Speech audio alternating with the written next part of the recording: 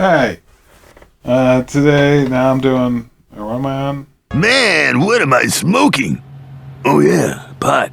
A DC Superhero Girls Superhero High. This was a short made-for-TV movie, but it was made to introduce all the other movies in the DC Superhero Girls movie canon, I guess, because as far as I can tell, they're separate from the shows. Oops, sorry, I mean good learning experience.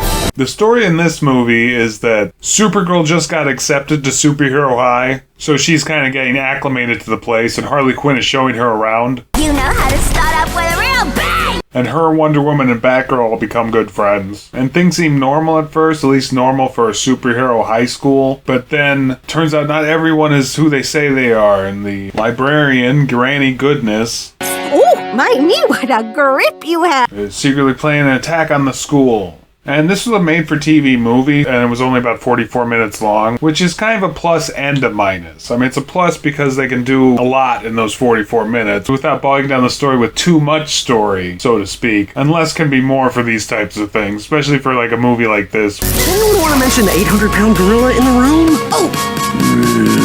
You need to watch yourself. So I'd say the length worked for it, but at the same time, it was kind of short. Oh, that was not super. I've never seen the show, so as far as I know, from what I've read, this isn't quite the same. So there's like two DC Superhero Girls universes. There's one where the movies exist, one where these exist. Oh, three, because there's also the Lego one. Be careful. What was that? Sorry, breakfast burrito. That. One thing I appreciated was the humor. It was very smart humor for the most part, and actually really funny as well. And that was kind of surprising just because it didn't need to be. It's like a show for little girls. Not to say they don't appreciate good humor, but I would say this was maybe for the same age group as the Lego movies are, and though the humor in that is also alright most of the time, it can also be quite lacking. And in here it was more on than off for sure. The boom tubes can go anywhere. Florida?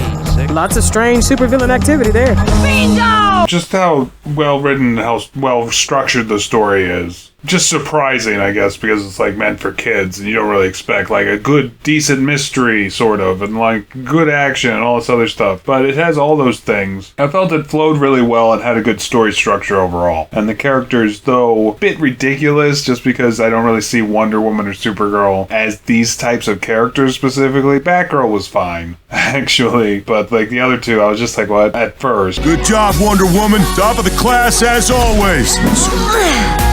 Wow, that's great. The way this show sets them up and everything, it works well for the show itself, or the movies, or whatever.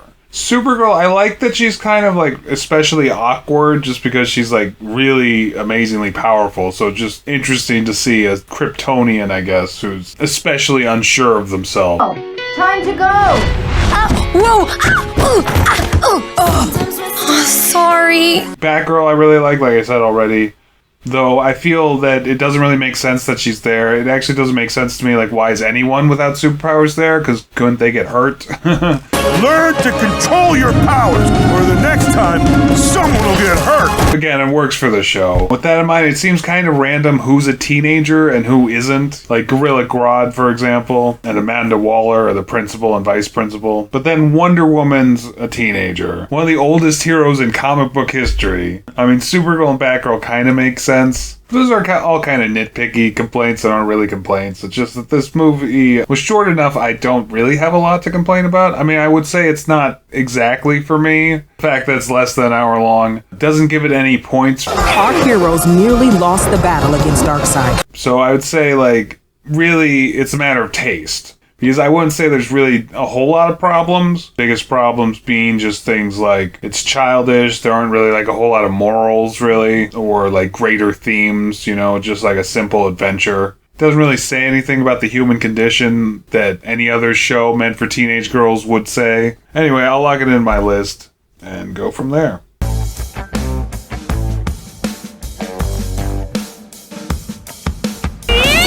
We're hot on the trail of a big